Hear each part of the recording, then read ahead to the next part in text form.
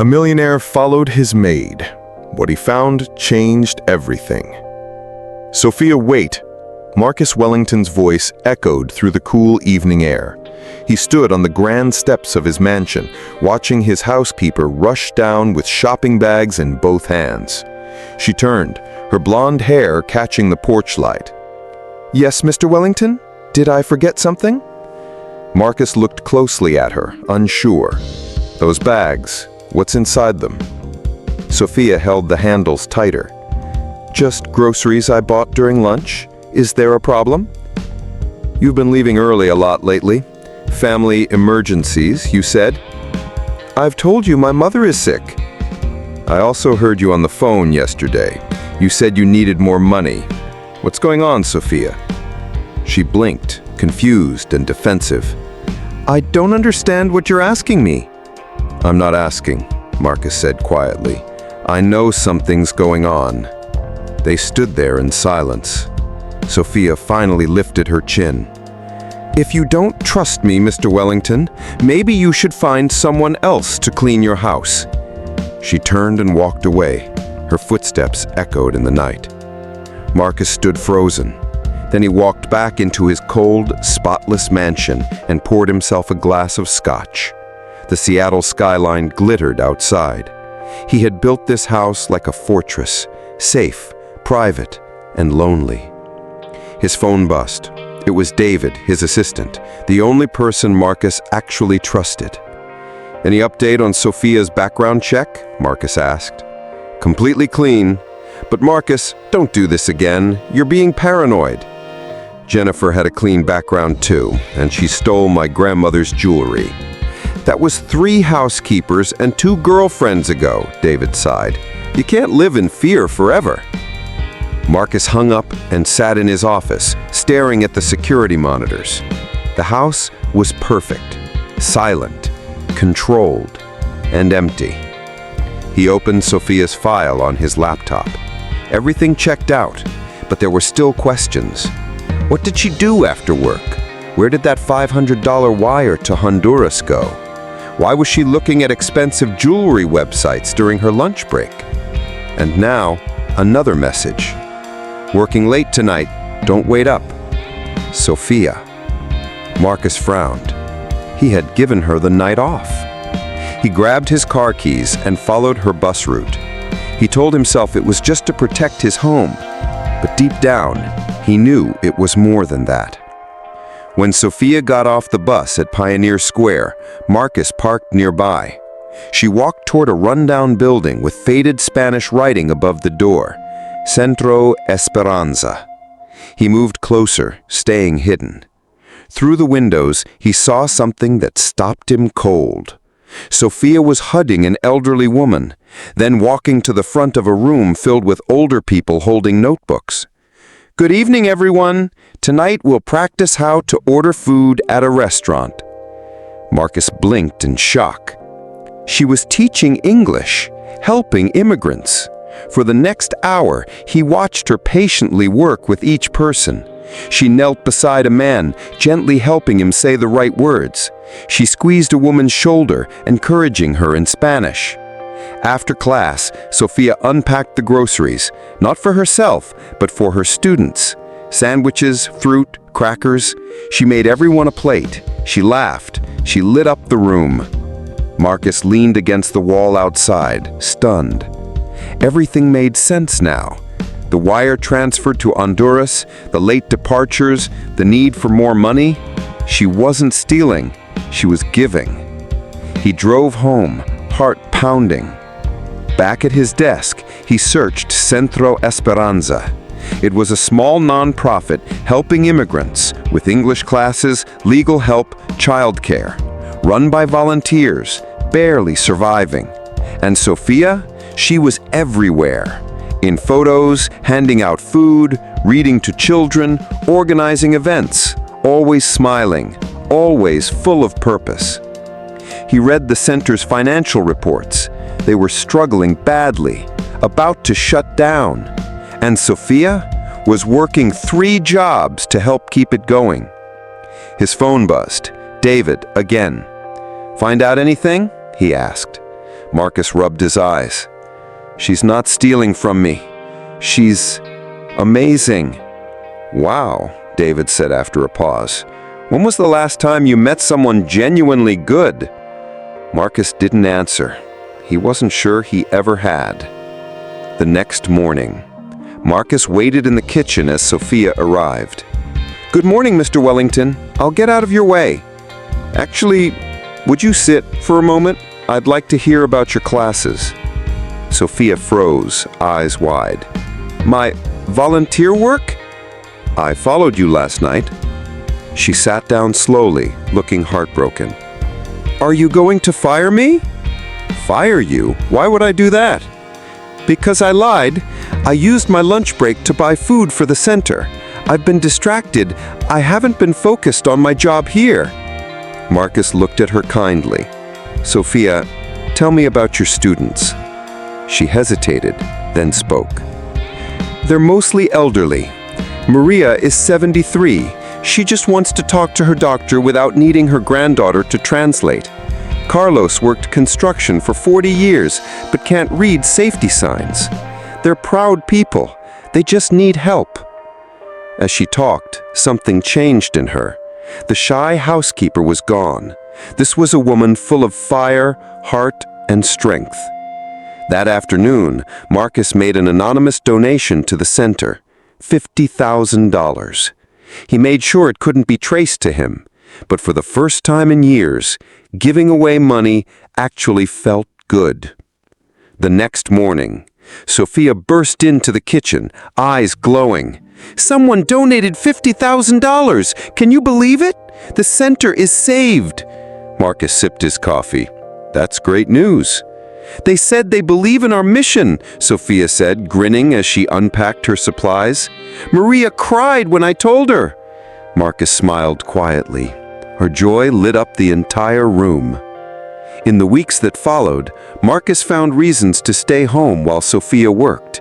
He bumped into her by accident, in the kitchen, in the hallway, on the stairs. They talked more, laughed more. Sophia told him about her thesis on social inequality, her dream of becoming a social worker, her homesickness for Honduras. Marcus opened up too, about his parents, the loneliness of his life. "Family isn't just blood," Sophia said one day. "At the center, we're all family. We help each other." Marcus had never felt that. His world had been full of people who only wanted his money. Even David was on his payroll. In December, he donated again, anonymously, enough for the center to start a computer class. On the news, he watched Sophia cut the ribbon, eyes shining with pride. One January morning, Marcus found Sophia in his kitchen early, surrounded by papers. "Sorry, I came early to make up time. I have a meeting for my thesis later." "What's your thesis about?" he asked, curious. She lit up. "It's about how language training and job programs can help immigrants get out of poverty. So many people here had real careers back home. Carlos was an engineer. Isabella ran a bakery. But their degrees don't count here, so they're stuck doing cleaning or dishwashing." And Marcus, for once, didn't feel like a man watching from behind glass. He felt like part of something. Marcus smiled. "That's amazing work, Sophia." She blushed. "It's just research. It probably won't change anything." "Don't say that," Marcus said. "You're already changing lives at the center." Their eyes met across the table. Something shifted, something real. Sophia looked away first, gathering her papers. "I should get to work." That afternoon, Marcus made a choice. "Sophia," he said gently, "I want to offer you a full-time job, better pay, health insurance, paid vacation. You'd manage the house, help with the schedule, work more closely with me." Sophia blinked in surprise. "That's really generous, but I don't get it. You barely trusted me to dust your books a few months ago." "I trust you now," Marcus said, and he meant it. "You're smart, you're reliable, and you care." He looked her in the eyes. "This salary It would help with your mom's treatment. It could pay for your school." Sophia bit her lip. "Can I think about it?" "Of course," he said, but he saw the conflict in her eyes. More money meant more comfort, but less time for the center, less time for her dreams. A week later, Sophia found him in his office. "I've decided," she said. Marcus looked up, his heart pounding. "I'm really grateful, Mr. Wellington, but I can't take the job." "Why not?" Sophia took a deep breath. "Because I'd be living someone else's dream, not my own." She looked him straight in the eyes. "The center needs me. My studies matter. And I've fallen in love with someone impossible. Taking this job would feel like betraying that feeling." Marcus felt like the floor dropped under him. "Someone impossible?" "Yes," she said softly. "Someone who stands for everything I want to become. Someone who inspires me to do more, to be better. But we're from different worlds. It would never work." Marcus's heart ached. "Sophia, she said quickly. "This is too personal. I'm sorry." She left, and Marcus was left standing there, stunned. The woman he had fallen for was in love with someone else. That weekend, Marcus stayed in his office, staring at spreadsheets but seeing nothing. Sophia was in love, probably with another volunteer, someone like her, passionate, full of heart, someone who belonged in her world. Monday morning, Sophia arrived as usual, but things were different now. "Good morning," he said, without looking up from his newspaper. "Good morning, Mr. Wellington," she replied, her voice quiet and distant. The whole week passed like that, polite, cold, painful. Sophia cleaned, Marcus worked. They barely spoke. Friday afternoon, she knocked on his door.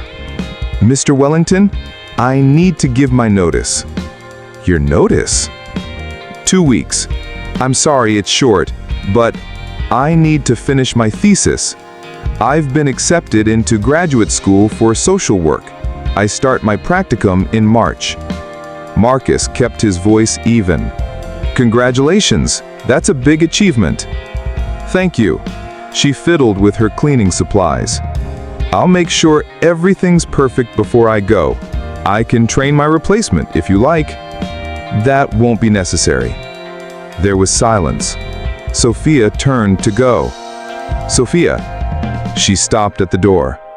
"I'm proud of you," Marcus said. "What you're doing, it really matters." Her shoulders softened. "Thank you, Mr. Wellington. That means more than you know."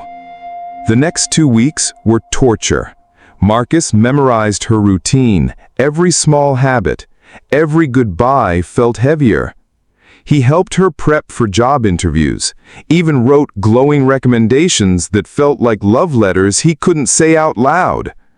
Then, one day, he told her, "They want to see you again, Seattle Community Services." Sophia lit up. "Really? That's my dream job, helping immigrant families, guiding them through the system." "You'll be perfect," Marcus said, trying not to show the pain in his voice. Thursday night, Sophia stayed late, finishing up paperwork. Marcus brought her coffee and found her quietly crying. "What's wrong?" She wiped her eyes quickly. "Nothing. I'm just tired." "Sophia." "It's silly. I'm leaving to chase my dreams, just like I wanted. But I'll miss this. Our talks, feeling like someone truly cared about what I was doing." Marcus sat across from her. "Someone does care. Someone always will." Their eyes met.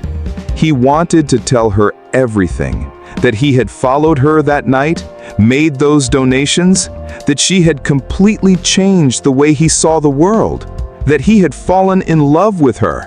But instead, he asked, "The person you mentioned, The impossible one? Did you ever tell him how you feel?" She shook her head. "What's the point? We're too different. He'd never see me that way." "Why not?" "Because I'm just someone who cleans houses. Someone from nothing." "Sophia," Marcus said, "you're not nothing. You're extraordinary." She gave him a soft, sad smile. "You're kind to say that." Friday came too fast. Sophia finished her last tasks and packed her things.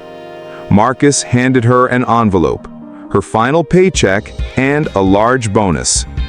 This is too much," Sophia said. "You've meant a lot to me. Think of it as a graduation gift." Her eyes filled with tears. "I don't know what to say." "Just keep in touch. Let me know how you're doing." "Of course." She stepped forward and hugged him, just for a moment. "Thank you for everything, Mr. Wellington. You've been more than an employer. You've been a friend." When she left, the house was spotless. Too spotless. Marcus was back in his cold, perfect fortress. But now, it felt like a prison. 3 months passed. Marcus went back to his old ways. New housekeeper, more business deals, empty victories. He kept donating to the center, anonymously, and watched them grow. He learned, through David, that Sophia was thriving. She got the job. She was now a social worker, helping immigrant families. She finished her thesis with honors, moved into a better apartment, brought her mother to Seattle. "She's doing well," David said. "Good," Marcus replied. "That's all I ever wanted." "But what about you? She's not married, you know, still single." Marcus just sighed. "She doesn't need me in her life." "Maybe the impossible isn't so impossible," David said. Then one day, an invitation arrived. The Esperanza Community Center was hosting its annual fundraising gala. Sophia would be honored with an award. Marcus stared at the invite for a long time, told himself he just wanted to support the cause, to see her smile one last time. But deep down, he hoped for more.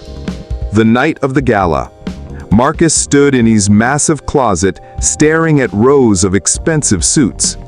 "You're overthinking this," David said from the door. "It's a charity event. Go, write a check, and leave." "What if she thinks I'm stalking her? What if she's glad to see you?" Marcus picked a navy suit. "She's moved on. I'm just a part of her past." "You don't know that," David said. Across town, Sophia stood in front of her bathroom mirror, applying lipstick with shaking hands. Her mother leaned in. "You look beautiful, mi hija." "I'm nervous, Mama." "Why? You earned this." She didn't say it out loud, but part of her was hoping Marcus might be there. Her mother smiled. "Tell me again about this man you used to work for." "Mama, just tell me. You always smiled when you talked about him." Sophia sighed. "He was kind, lonely. He made me feel like my work mattered." "And you loved him?" Sophia met her mother's eyes in the mirror. "It doesn't matter. We were from different worlds." "Love doesn't care about that," her mother said gently. The Esperanza Community Center was glowing. String lights sparkled. Tables were beautifully decorated. Guests were arriving. Sophia greeted them all, helping with last-minute tasks. "There she is, our guest of honor," Maria said, one of Sophia's first students. "You saved this place," Carlos added with a grin. Sophia laughed, adjusting a centerpiece. "I still can't believe I'm getting an award." At 7:30, she was talking with a family when she saw him, Marcus, standing in the doorway, in that perfect navy suit. Their eyes locked, her breath caught. He had come. Marcus stood frozen. She looked so happy, so alive, so herself. This was her world, and he didn't belong. but he stayed. "Mr. Wellington," a voice said. It was Carlos. "Sophia told us so much about you. You were very kind to her." Marcus smiled softly. The evening began. Sophia was called to the stage. Marcus's heart swelled with pride. "This community saved me," she said. "We all have something to give. Even the smallest acts of kindness can change lives. We've been helped by someone anonymous, someone who reminded us that angels often appear when we least expect them." Marcus's hands clenched in his lap. She still didn't know it was him. After the program, he watched her laugh, hold students, shine like a star. Then, finally, she walked up to him. "Mr. Wellington, I can't believe you're here." "Congratulations. You deserve every bit of this." "Thank you," she whispered. This is unexpected. I didn't think charity galas were really your thing. Marcus smiled. They're not, but this cause felt worth it. Before she could reply, her phone rang. She looked at the screen and lit up. "Mama, how was the doctor?" she asked, switching quickly to Spanish. Marcus waited as she spoke, watching her eyes shine brighter with every word. Finally, she hung up and turned to him, beaming. "Good news?" he asked gently. "The best," Sophia said, her eyes full of tears. "My mom's cancer is gone. She's healthy. The doctor said she's officially in remission." "That's wonderful, Sophia. You must feel so relieved." "I do," she whispered, "and so thankful. An anonymous donor helped pay for her treatment. I've tried so hard to find out who it was. Without them, I don't know what would have happened." Marcus swallowed hard. She was thanking him, and she didn't even know it. "Sophia," he began, then stopped. How could he explain? Would she think he had been spying on her, pulling strings behind her back? "What is it?" she asked. Marcus looked into her warm brown eyes and made a decision. "There's something I need to tell you." "About the anonymous donor?" she asked, confused. "Yes," he said, heart racing. "It was me. I made both donations, to the center and to help your mom." Sophia froze, the award trembling in her hands. "You? The $50,000? The money from my mom's surgery? The new computers?" "Yes, all of it." She stared at him stunned. "But how did you even—" Then her eyes widened. "You followed me." Marcus nodded, his face full of regret. "That night, I thought you were stealing from me. I followed you. I saw you teaching English, and I realized I was completely wrong about you." Sophia sat down, overwhelmed. "So you've been watching me? Changing my life without telling me?" "No, Sophia, it's not like that," he said quickly. "Isn't there?" Her voice rose, catching the attention of people nearby. "You decided what I needed, what my mom needed, what this place needed, and you never asked me. You never told me." Marcus knelt beside her. "You're right. I should have told you. But I was ashamed at first. And then I was afraid you'd say no if you knew the money came from me." "Of course I would have said no." She stood up, her voice shaking. "Do you know how it feels to learn your independence, your family's health, your community's survival was just part of some rich man's charity plan?" "It wasn't charity," Marcus said, standing. "It was love. Watching you that night, how you gave your heart to others, how you fought for people, it changed me. For the first time in my life, I understood what being rich really means." Sophia stepped back, hurt and confused. "So what was I to you? A poor girl who made you feel good about yourself?" "No," Marcus said softly. "You were the first person I trusted in years. You were kind, smart, good. Everything I thought didn't exist anymore." He looked into her eyes. You were the person I fell in love with." Sophia blinked. "Don't," she whispered. "I told you I loved someone impossible. Someone who inspired me. I didn't mean you." "You did," Marcus said steadily now. "You just didn't know it yet." She stared at him, breath-catching. "You really don't understand, do you?" she said, now gently. "You were the impossible one." Marcus's heart stopped. "What?" "You were the only man in my life, the only one who listened, who made me feel like my dreams mattered. I convinced myself it could never work because you were wealthy, and I was just the help." Marcus stepped closer. "I thought you could never love me, but all this time, you already were, in your own way." They stood there quietly, surrounded by quiet. "I followed you because I was scared, but I fell in love with you because you showed me what it means to live with heart. I thought you saw me as someone beneath you.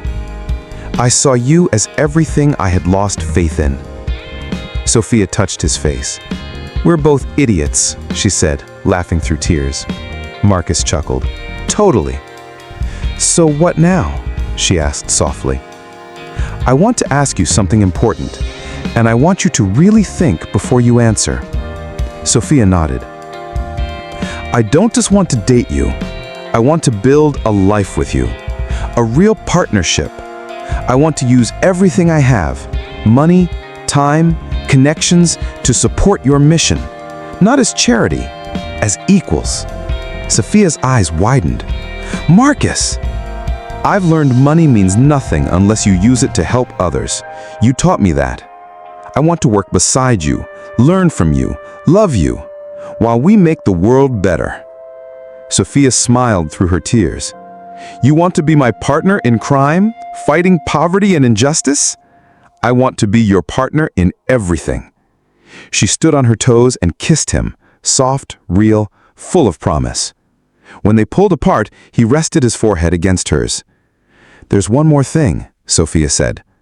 "My mother wants to meet you." Marcus grinned. "Should I be nervous?" "Terrified. She already thinks you're too skinny and need to eat more." They laughed, walking out of the center hand in hand. Behind them, photos lined the walls. Immigrants learning, kids playing, lives being changed. This place had brought them together, and now it was part of their future. "Ready to change the world, Mr. Wellington?" Sophia asked. "With you?" Marcus smiled. "I'm ready for anything." 1 year later, August 2026. The Esperanza Community Center had never looked more beautiful. White roses, glowing lights, and joyful chatter filled the space. Sophia stood at the back of the room wearing her grandmother's wedding dress. She looked around the place that had changed her life. "You ready, mija?" her mom asked, fixing her veil. "More than ready, mama." Isabella Morales now lived in Seattle, healthy, happy, speaking English like a pro, thanks to Marcus's tutoring. The first time she met Marcus, she declared him too skinny and too serious, then made it her mission to fatten him up and tease him lovingly ever since. Sophia smiled, remembering that first dinner. He showed up with flowers, sat at her tiny table, and got grilled in Spanish for 2 hours.